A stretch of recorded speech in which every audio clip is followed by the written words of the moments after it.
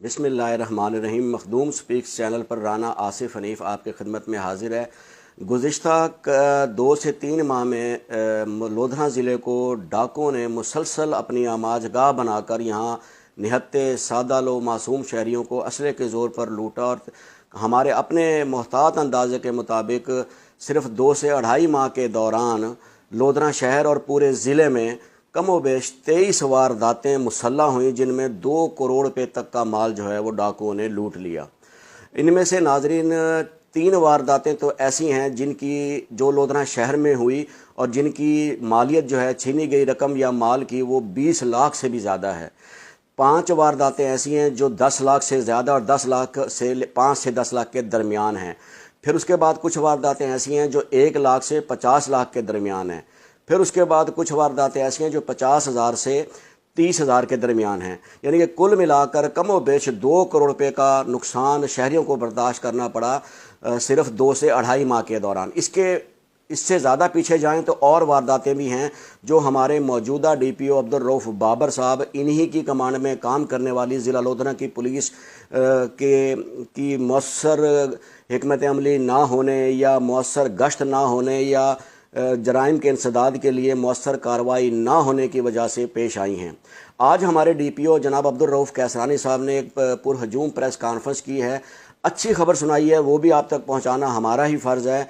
चाहे जाए कि शायद वो ये इख्तलाफ रखते हों कि हम लोग तो नहीं, सिर्फ मखदूम स्पीक्स की बात करूँगा और ऐलान करूँगा ताकि आप लोगों तक भी बात पहुँच सके कि DPO अब्दुल रऊफ़ बाबर ने शायद सोचा हुआ है कि मखदूम स्पीक्स चैनल या इसके होस्ट राना आसिफ हनीफ ने पुलिस के ख़िलाफ़ ही बोलने का शायद ठेका ले लिया है और आवाम को जगाने की आवाज़ बुलंद करने में मसरूफ़ हैं। तो मैं ये समझता हूँ कि चलें यही सही, ये इल्ज़ाम ही सही है जो भी है। मैं समझता हूँ कि अल्लाह पाक ने मुझे ये इनाम उनके इस इल्ज़ाम की सूरत में अता कर दिया है, क्योंकि यही राना आसिफ, नाज़रीन आज आपको बताता चलूँ कि आज से 4 माह कबल तक पुलिस के हक़ में बहुत अच्छा लिखता था। आप लोग पढ़ते रहे हैं, अब मेरी आईडी आपके सामने है, आप लोग देख लें कि कैसे मैं लिखता रहा। डकैतियों को होने पर भी मैं DPO और ज़िले पुलिस की हिम्मत बढ़ाता रहा, आवाम को ठंडा करने के लिए कुछ लिखता रहा कि घबराना नहीं है, परेशान नहीं होना, इंशाल्लाह यही पुलिस ट्रेस करेगी। और वारदातें खैर ट्रेस हो भी गई थी और हो भी जाएंगी। खुदा ना खास्ता मुझे अपनी पुलिस से कत्तन ये उम्मीद नहीं कि ये नहीं करेंगे। मैं हमेशा सच को बयान करने की कोशिश करता हूँ। किसी को वो अपने पर इल्ज़ाम लगता है, किसी को अपने वो ख़िलाफ़ लगता है। सो ये हमारा काम है। हम कभी भी अच्छा 100% आप नहीं बन सकते, मैं नहीं बन सकता। अल्लाह पाक ने तो हाथ की 5 उंगलियां भी बराबर नहीं रखी, तो मैं कैसे ये दावा कर लूँ कि मैं सबके लिए ही काबिल कबूल हूँगा। तो खैर वापस आते हैं। DPO साहब ने आज हमें तो नहीं बुलाया और जो उनके अपने चहेते थे उन्हें बुलाया, उन्हें प्रेस कॉन्फ्रेंस में बताया। जो उस प्रेस कॉन्फ्रेंस के कुछ मंदरजात हैं जो आपको बताने ज़रूरी हैं, ताकि आप लोधना की आवाम, 22 लाख आवाम जो इस वक्त लोधना में ज़िंदगी गुजार रही है, उन्हें पता हो कि हालात क्या हैं और क्या बताए जा रहे हैं। DPO साहब ने आज एक गैंग मीडिया के सामने रखा है जिसको लुड़का गैंग का नाम दिया गया है, और लुड़का गैंग के सरगना समेत 3 मुलजिमान को पुलिस ने अपनी हिरासत में दिखाया है। DPO साहब फरमा रहे हैं कि इन्होंने 18 वारदातों का एतराफ़ किया है। DPO साहब ये भी फरमा रहे हैं कि इन 18 वारदातों में कुछ वारदातें ऐसी भी हैं जो गुज़िश्ता 2-2.5 माह में नहीं बल्कि 5-6 माह कबल भी हुई हैं, जिनका उन्होंने एतराफ़ किया है। यानी कि मेरे लिए भी आज ये इंकशाफ है कि जो रोना मैं रो रहा था कि 2-2.5 माह में 24 वारदातें हो गई हैं, मामला इससे कहीं बढ़ के है। वारदातें सिर्फ इतनी नहीं हैं, वारदातें बहुत ज़्यादा हैं जो DPO साहब खुद एतराफ़ कर रहे हैं। अच्छा, DPO साहब ने आज ये भी फरमाया कि इन्होंने डाकू ने, जो आप वीडियोस में भी देख रहे हैं, आपको सामने नज़र भी आ रहे होंगे गैंग्स, कि इन डाकुओं से 1 माह की गिरफ्तारी के बाद, ये ऑफ द रिकॉर्ड बात है लेकिन आपके लिए ऑन द रिकॉर्ड है, पुलिस के लिए ऑफ द रिकॉर्ड बात है कि ये डकैत गैंग पुलिस थाना कुरैशी वाला के नौजवान SHO नज़ाकत इकबाल मेतला ने दिन रात मेहनत करके अपनी टीम के हमरा कमोबेश 1 माह कबल अप्रैल में नाज़रीन इसको गिरफ्तार किया था। जैसे पुलिस का तरीक़ेकार है, हमारी पंजाब पुलिस का, सिर्फ लोधना नहीं पूरी पंजाब पुलिस ही ऐसा करती है। तो ये इल्ज़ाम इनके लिए कोई ज़्यादा नया नहीं है कि मुलजिमान पकड़ लेते हैं, फिर मुख्तलिफ डेरों पर रखते हैं, मुख्तलिफ निजी अकूबत खानों में रखते हैं, वहाँ उनकी ठुकाई छिलाई जो भी करनी होती है करते हैं और अपनी रिकवरी को मुकम्मल बनाकर फिर मीडिया और आवाम के सामने लाते हैं ताकि कुछ तो दिखाने के लिए हो। तो ये अब पुरानी बातें हो गई हैं कि जैसे अब DPO साहब फरमा रहे हैं इस प्रेस कॉन्फ्रेंस में, और आप सुन भी लेंगे, अभी हम आपको सुनाएंगे भी। पर वारदात हुई, उसमें रकम और मोबाइल फ़ोन छीने, और एक ये जो اسمارٹ کلیکشن کپڑوں والی شاپ تھی، اس کی رابری بھی انہوں نے تسلیم کی ہے، جس میں یہ 2 لاکھ اور 50,000 روپے گن پوائنٹ پر چھین کر لے گئے تھے۔ اور اسی طرح ایک رابری جو ہماری یہ ہوئی تھی آئرن سٹور والی، اس میں بھی 3 بندے ملوث تھے آئے، اور اس کی CCTV فوٹیج بھی بڑا سرکولیٹ ہو رہی تھی میڈیا میں، وہ بھی انہوں نے تسلیم کیا ہے کرنا۔ تو کل ملا کے یہ 18 وارداتیں ہیں، چھوٹی بڑی موٹر سائیکل سنیچنگ کی، رابری میں مزاحمت پر فائر مارنے کی، یعنی جس کو ہم رابری ود اقدام قتل بولتے ہیں، یہ ساری۔ تو یہ الحمدللہ بڑے عرصے سے ہم اس کے پیچھے لگے ہوئے تھے، اس کو ہم نے کوشش کر کے اریسٹ کیا، اور ابھی اس کا پروسیس ہوگا ریکوری کا۔ 6 لاکھ روپے ان سے ریکور ہوئے ہیں۔ فردر جیسے جیسے جس کیس میں یہ ریمانڈ پر آتے جائیں گے، ان سے ریکوریاں ہوتی جائیں گی، اسلحہ کی بھی اور پیسوں کی بھی۔ کہ ان سے ابھی 6 لاکھ برآمد ہوا ہے 3 رکنی گینگ سے، ان سے ابھی اسلحہ برآمد ہوگا، ان سے باقی ریکوریاں کرنی ہیں، اس کا ایک سلسلہ ہوتا ہے، وہ ریمانڈ ہوتا ہے، وہ فلاں ہوتا ہے۔ تو حضور یہ ساری باتیں وہ ہیں جو ہم میڈیا والے بھی سمجھتے ہیں، اور اب تو عوام بھی اتنی سیانی ہو چکی ہے کہ انہیں پتہ ہے کہ جب آپ ملزمان کو سامنے لاتے ہیں تو اپنا ٹل کا زور لگانے کے بعد ہی سامنے لاتے ہیں انہیں۔ تو اس گینگ سے جتنی ریکوریاں آپ نے کرنی تھیں وہ گزشتہ 1 ماہ کے نجی قوت خانوں میں لازمی کر لی ہوں گی، لیکن میں پھر بھی آپ کو شاباش دیتا ہوں کہ آج آپ نے 6 لاکھ روپے ٹوٹل ریکوری تو کم از کم ان ملزمان سے دکھائی۔ 2 کروڑ کی 2.5 ماہ میں ڈکیتیاں ہوئی ہیں، اور آپ ہی کے بقول DPO صاحب گزشتہ اس سے پہلے بھی انہوں نے جو وارداتیں مانی ہیں وہ لاکھوں کی ہیں۔ سو پتہ نہیں اب ان سے کتنی ریکوریاں آپ نے مزید کرنی ہیں یا کر سکیں گے، یہ تو جب آنے والا وقت بتائے گا، یا پتہ نہیں ہم جیسے میڈیا، ہم جیسے نہیں کہوں گا، مجھ جیسے بھانڈ میراثی، میں اپنے آپ کو کہتا ہوں مجھے اس میں کوئی شک نہیں ہے، مجھے سچ بولنا چاہیے۔ کیوں؟ اس لیے کہ میں کسی پر الزام لگاؤں پہلے میں اپنا محاسبہ کیوں نہ کروں۔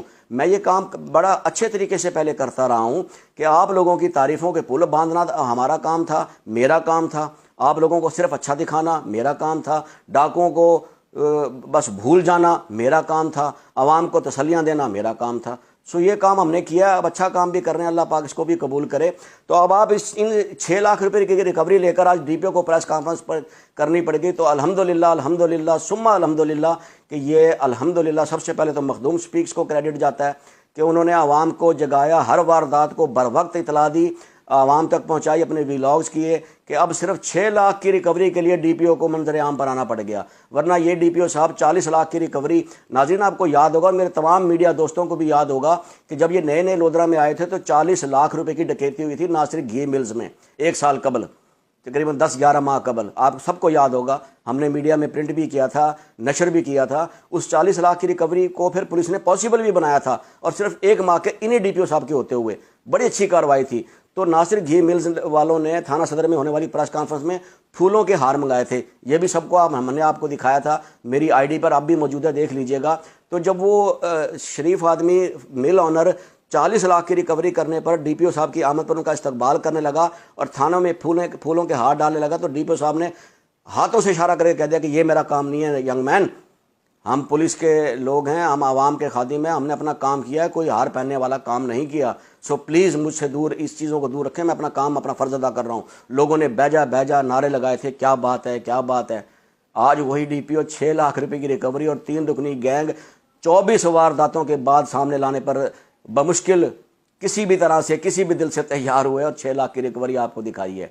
تو یہ اب آپ دیکھ لیں۔ اچھا، اب اس 6 لاکھ کی ریکوری میں انہوں نے جو وارداتیں گنوائی ہیں تو میں ان کو بتا دیتا ہوں DPO صاحب کو، انہیں شاید صحیح طرح سے یاد نہیں ہے کہ وہ جو وارداتوں کا ذکر وہ خود کر رہے ہیں، جس کا وہ خود کر رہے ہیں کہ ان ڈاکوؤں نے وہ وارداتیں مانی ہیں، تو وہ میں آپ کو بتاتا ہوں۔ آپ آئرن سٹور کا نام لے رہے ہیں شہر میں، تو وہ آئرن سٹور نہیں ہے، وہ عبداللہ طاہر صاحب سیمنٹ ڈیلر کی شاپ تھی، اس میں 3 ڈاکوؤں نے واقعی واردات کی تھی اور وہاں سے 2,18,900 روپے چھین کر لے گئے تھے۔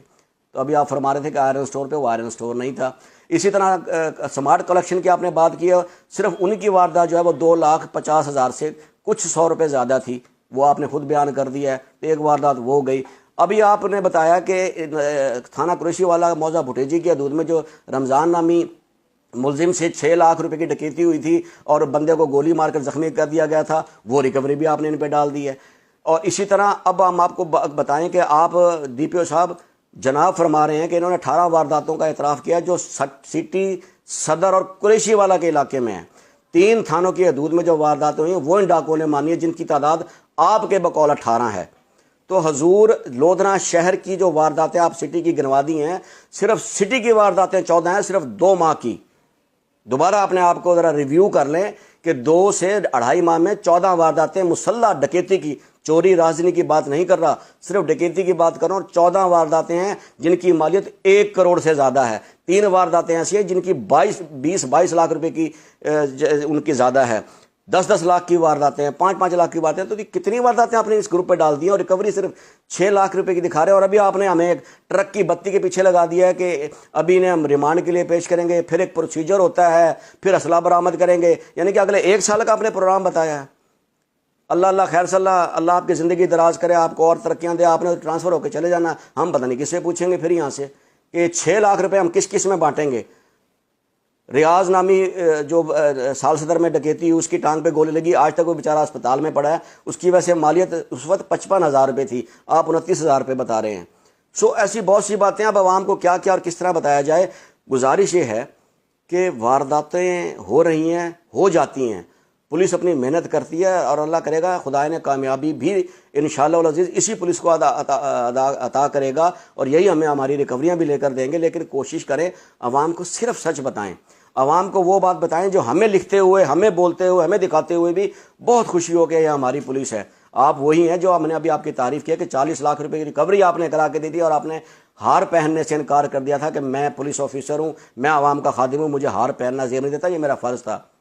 تو آج آپ 6 لاکھ روپے کی ریکوری لے کر 3 ڈاکوؤں کو لے کر 1 ماہ کی محنت کے بعد 24 وارداتیں شہر میں کرانے کے بعد سامنے لے کر آئے ہیں، تو کچھ ہوتا ضرور ہے، محسوس بھی ہوتا ہے کہ پولیس کافی کمزور ہے۔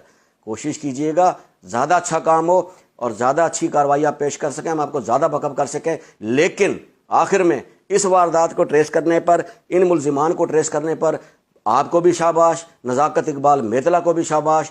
ایسے نوجوان آپ نے اب واقعی جو لگائے ہیں تمام تھانوں میں، اللہ پاک ان سب کو کامیاب کرے۔ ان لوگوں کو بھی اپنی قابلیت پیش کرنے کا اللہ پاک نے موقع دیا ہے، خدا ان کی مدد کرے، ہم لوگ دعا کریں گے، آپ اپنی حکمت عملی دیں انہیں، انشاءاللہ سب کو کامیابی ملے اور عوام بھی پرسکون رہ سکیں۔ دیکھتے رہیے مخدوم سپیکس، رانا آصف حنیف، لودھنا۔